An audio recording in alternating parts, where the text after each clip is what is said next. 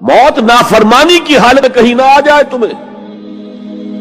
وہ کوئی ضمانت تمہارے پاس نہیں ہے کہ تم کسی گناہ کا ارتکاب کر بھی چکو گے, پھر تمہیں توبہ کا وقت بھی مل جائے گا, پھر موت آئے گی, اس سے پہلے موت نہیں آ سکتی. کیا معلوم عین اس گناہ کے ارتکاب کے دوران موت آ جائے. وہ موت کیسی ہوگی؟ شاید آپ کے علم میں ہو, لکھنؤ کے ایک بہت بڑے شاعر تھے اور ان کی موت بہت ہی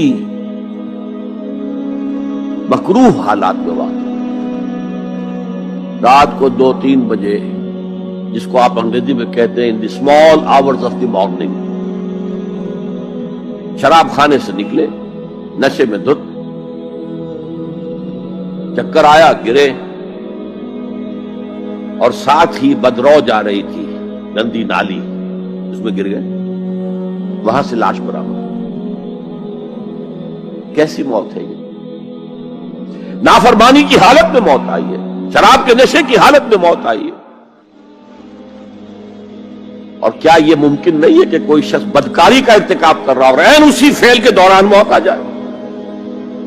اچھا, اب اگر آپ نے طے کر دیا نہیں مروں گا مگر حالت فرما برداری میں, اس کی ایک ہی شکل ہے, کوئی لمحہ بھی نافرمانی میں بسر نہ ہو, مبادا اسی لمحے موت آ جائے. ہر لمحے کا پہرا دیجئے, ہر ساعت کی پوری حفاظت کیجئے, کہیں نافرمانی کا کوئی ارتکاب نہ ہو اور عین اس حالت میں کہیں موت نہ آ جائے. میں وہ حدیث آپ کو سنا چکا ہوں, لا یزنی الزانی حین یزنی وہو مومن. کوئی زانی حالت ایمان میں زنا نہیں کرتا, جب وہ زنا کر رہا ہوتا ایمان اس کے دل سے نکل کر اوپر سر پر منڈلاتا رہتا. کوئی چور حالت ایمان میں چوری نہیں کرتا, ولا یسرق السارق حین یسرق وہو مومن. کوئی شرابی حالت ایمان میں شراب نہیں پی سکتا, ولا یشرب الخمر حین یشرب وہو مومن. اگر ایمان بھی ہو دل میں اور یہ حرکات بھی ہو رہی ہو تو وہ ایمان 2 پیسے کا نہیں, 2 ٹکے کا نہیں. کیا اس ایمان کی قیمت ہے؟ کیا قدر و قیمت ہے اس کی؟ اب اگر عین اسی حالت کے اندر موت آ گئی تو یہ تو خلوع ایمان ہے, ایمان کا خالی ہو جانا ہے. یہ ہے وہ بات جو کہی گئی. اب یہ اسلام اور تقوی, ان دونوں کو یہاں نوٹ کر لیجئے. یا ایھا الذین آمنوا اتقوا اللہ حق تقاتہ ولا تموتن الا وانتم مسلمون.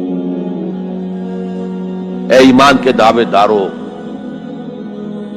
اللہ کا تقوی اختیار کرو جتنا کہ اس کے تقوی کا حق ہے, اور دیکھنا موت نہ آنے پائے مگر فرما برداری کی حالت.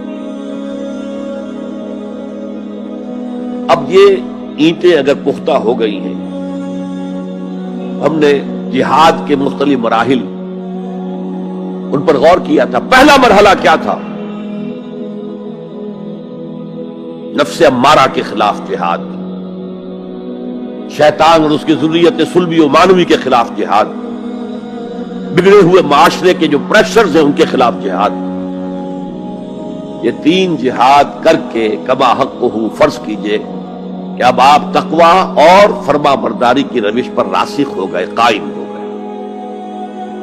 اب اگلا قدم کیا ہے؟ اب ان اینٹوں سے فصیل بنانی ہے. اینٹیں تو مضبوط ہو گئی, پوری طرح پک گئی, پختہ ہو گئی. وہ جو اقبال کہتا ہے کہ خام ہے جب تک تو ہے مٹی کا ایک انبار تو, اور پختہ ہو جائے تو ہے شمشیر بے زنہار تو. اور جس سے اکبر الہ آبادی نے بھی کہا ہے, اس سے بھی بہتر انداز میں کہا ہے, تو خاک میں مل اور آگ میں جل, جب خشت بنے تب کام چلے.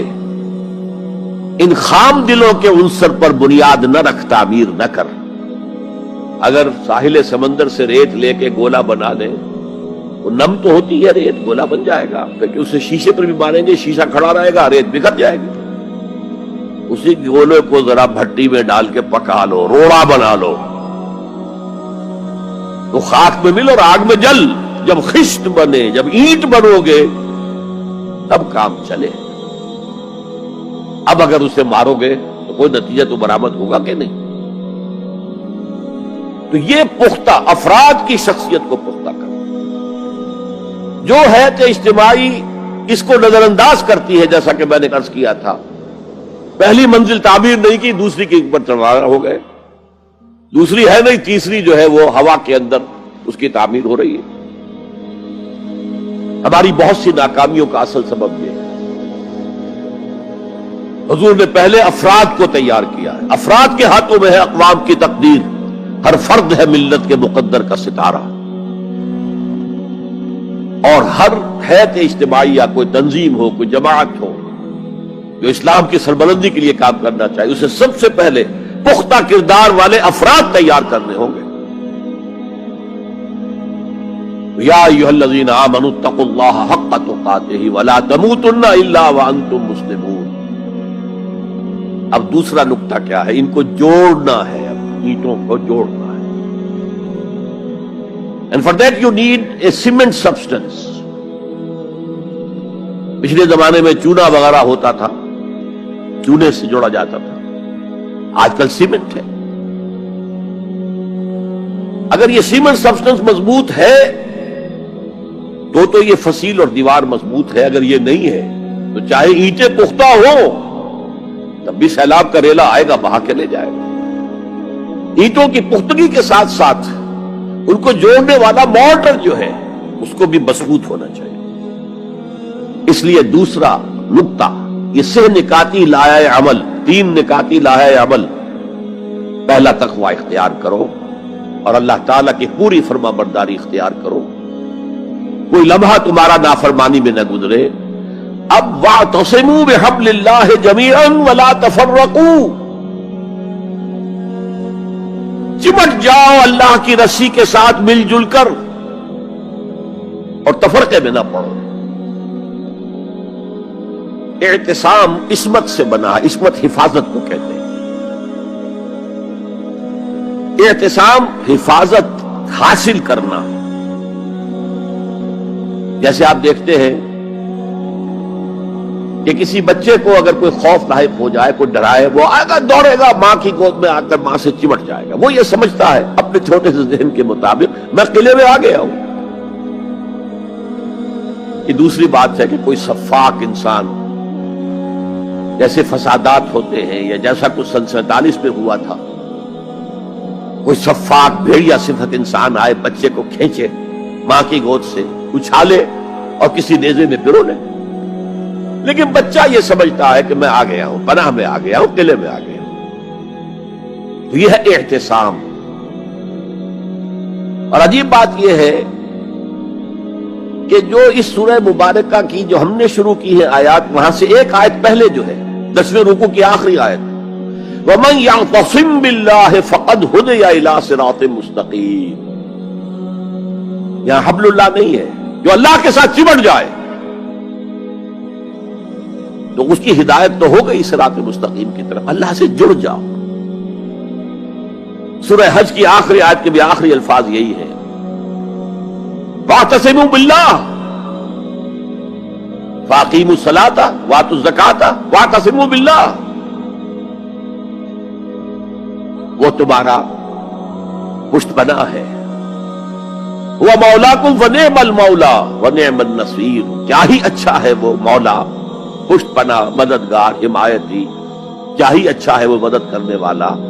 تو وہاں پر بھی واعتصموا باللہ، وہی لفظ یہاں آیا، ومن یعتصم باللہ فقد ہدی الی صراط مستقیم۔ اب یہاں سوال پیدا ہوتا ہے وہ حبل اللہ کون سی ہے؟ اب اصول یہ سامنے رکھیے کہ قرآن مجید میں اگر محسوس ہو کہ کسی جگہ پر کوئی ابہام ہے، اجمال ہے، کہیں وضاحت کی ضرورت ہے، تو یہ حق ہی نہیں، فرض ہے محمد الرسول اللہ صلی اللہ علیہ وسلم کا کہ اس کو بیان کریں، واضح کریں، تبیین کریں۔ انزلنا الیک الذکر لتبین للناس ما نزل الیہم۔ اے نبی، ہم نے آپ کی طرف یہ ذکر اس لیے نازل کیا ہے کہ آپ لوگوں کے لیے واضح کریں وہ شے جو ان کے لیے نازل کی گئی، ان کی طرف بھیجی گئی۔ آج ایک عظیم ترین فتنہ ہمارے ہاں جو ہے وہ انکار حدیث کا ہے۔ وہ گویا کہ حضور کو یہ حق ہی دینے کو تیار نہیں۔ کہ قرآن مجید کی آیات کی توضیح کریں، تبیین کریں، جہاں کہیں کوئی سوال پیدا ہو اس کا جواب دیں. لیکن یہ جان لیجئے یہ حضور کا صرف حق نہیں، فرض. مجھے ایک بڑا تلخ تجربہ ہوا تھا لاہور میں 1973 میں، وہ جو عالمی کانفرنس ہوئی تھی لاہور میں، دنیا کے تمام مسلمان ملکوں کے سربراہ وہاں جمع تھے.